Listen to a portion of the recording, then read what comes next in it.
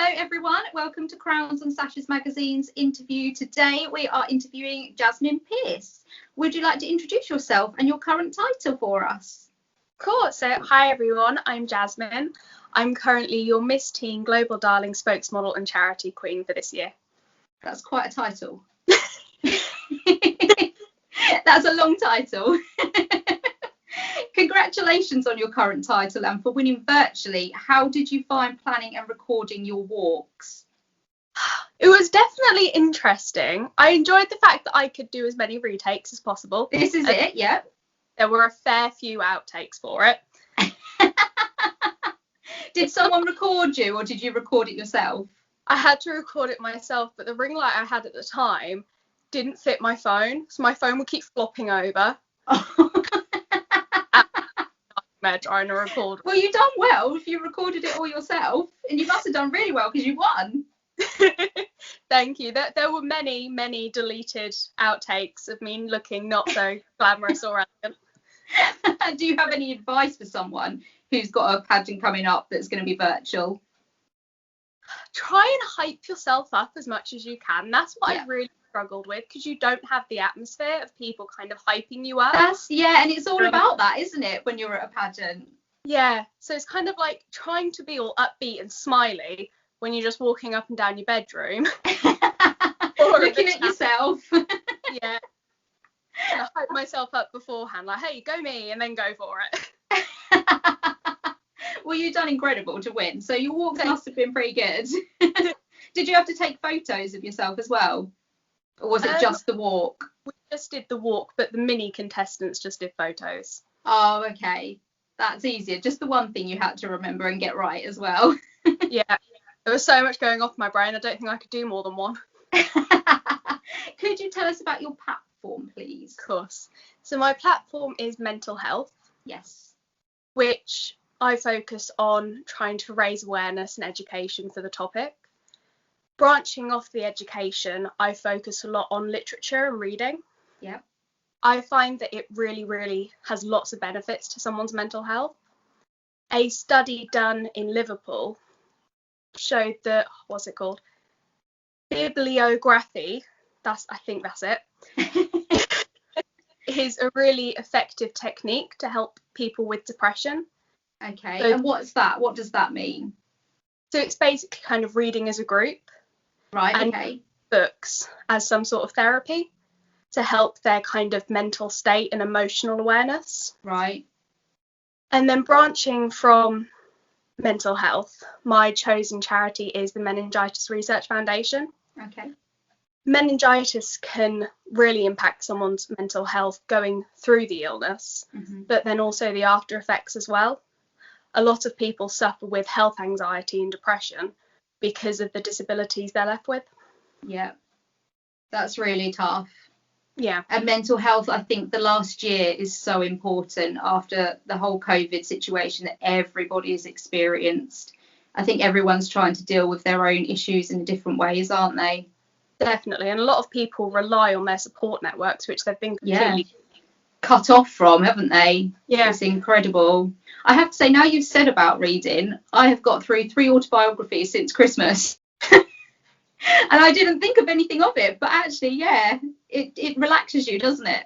Definitely. I suffer with anxiety, and through my worst flare up in high school, reading was kind of my crutch. Right. A different world where my anxiety wasn't there. Yeah. And it brain something else to think about and concentrate on while I calm down. Yeah. Do you use breathing techniques or anything like that, or is just reading for you just helps you, relaxes you? I tried some breathing techniques, but I found that to begin with, when I'm in such a bit of a tiff with myself, try and focus to breathe and actually focus on it. So I found like reading was my first point of call to get me calm down enough to then focus on those other stages. Has your anxiety been as bad as to have a panic attack or anything like that? Yeah, I had a lot of panic attacks through high school. Right. Find it a safe environment. So going into the last year of high school, I couldn't even leave the house to go to school.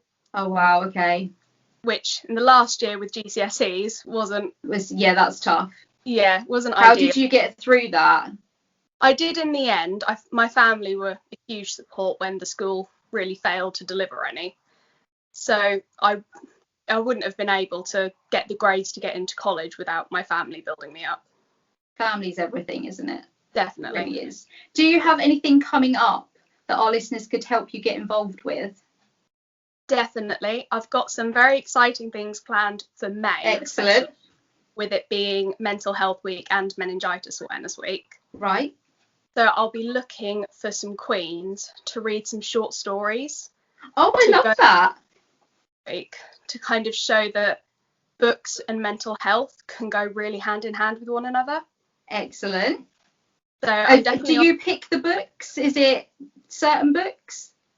Any book that they enjoy. So it can be a passage from it or a short story that they really enjoy. Lovely. Okay, you have to send me the details so I can pop it under the interview. Absolutely. See if we can get lots of people involved. That would be great.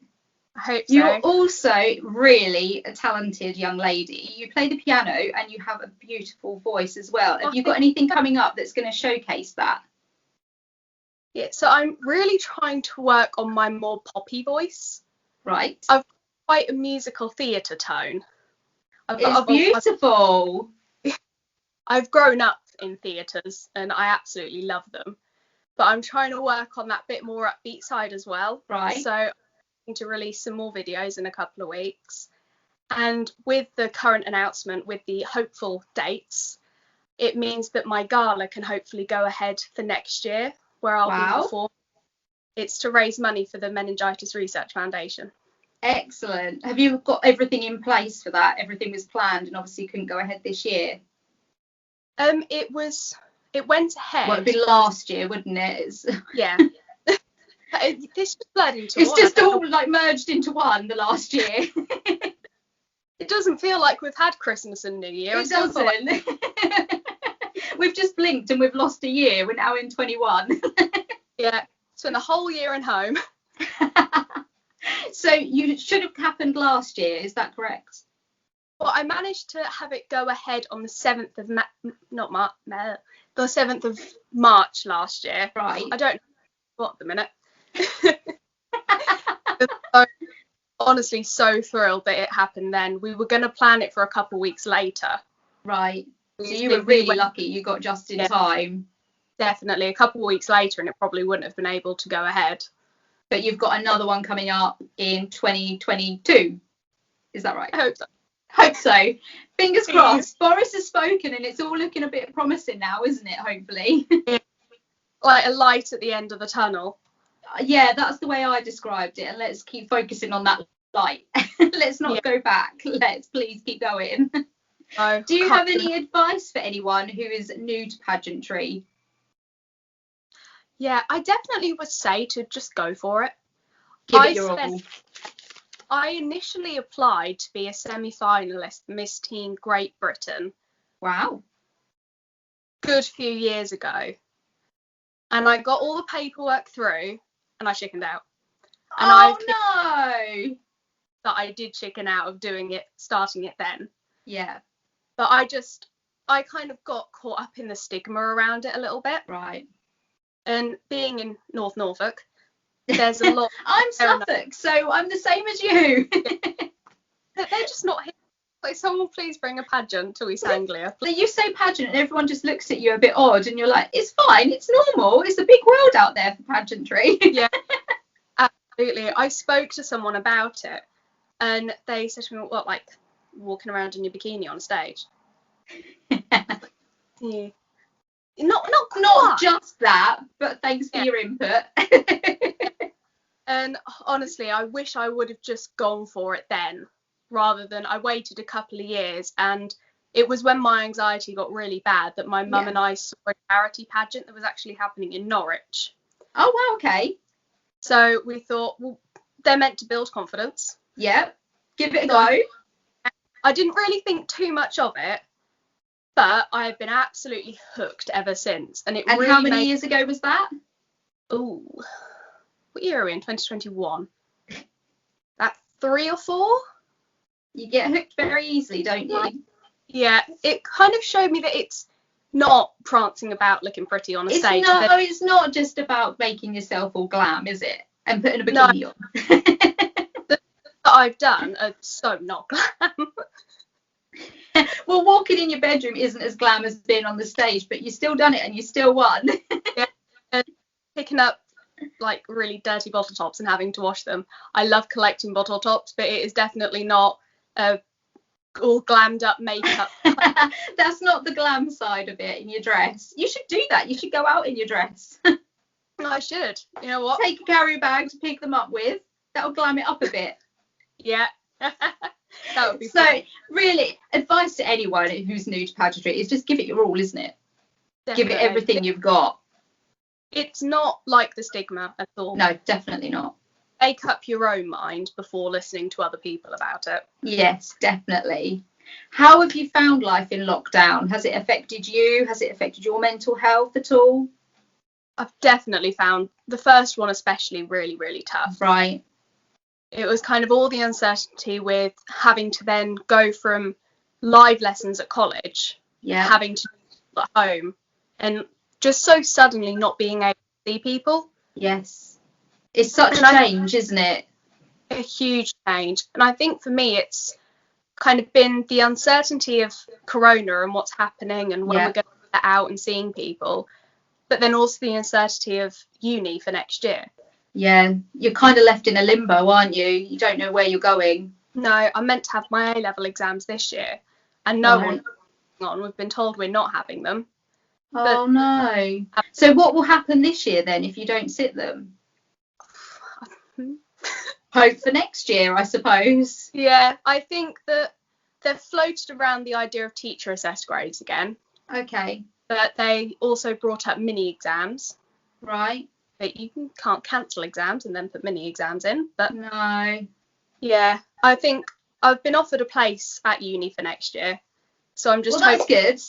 I'm absolutely over the moon. But I'm just hopeful that anything that happens this year is going to get me there. Yeah, I mean, fingers crossed we're getting back to normality, but like you say, exams is just still up in the air, isn't it? Definitely. I just hope Which is a shame. Soon.